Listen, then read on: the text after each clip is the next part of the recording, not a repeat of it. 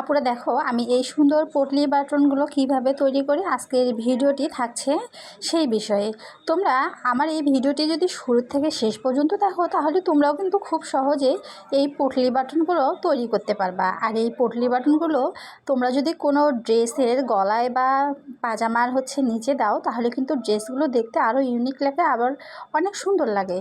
তো এখানে দেখতে পাচ্ছ আমি কিন্তু আমার ওভারলক মেশিনের যে কেটে যাওয়া যে বাড়তি কাপড়গুলো আছে সেই কাপড়গুলো কিন্তু আমি কখনো ফেলে দিই না। আমি এভাবে কাপড়গুলোকে মুড়িয়ে আর একটা এক কালারের কাপড়ের সাহায্যে আমি এটাকে একটা পটলি বাটনের রূপ দেব। তো এখানে দেখতে পাচ্ছ আমি যেই কাপড় নিয়েছি সেই কালারের সেম সুতা নিয়েছি। এখানে আমি এখন খুব সুন্দর করে একদম সাইজটা দেখতেছি বারবার, কারণ অনেক সময় বড় ছোট হয়ে যেতে পারে। তো তোমরাও কিন্তু এভাবে চেক করে নিতে পারো। তো এখানে আমি সুতাগুলোকে ভালোভাবে মুড়িয়ে মুড়িয়ে নিব, এতে করে ছুটে যাওয়ার সম্ভাবনা থাকবে না। তো দেখতেই পাচ্ছ আমি এখানে সুতাগুলোকে ভালো করে অনেকটা গিঁটি দিয়ে নেব, আর এখানে আমি 4-5টা গিঁটি দিয়ে নেব, এতে করে তাহলে কিন্তু খুলবে না।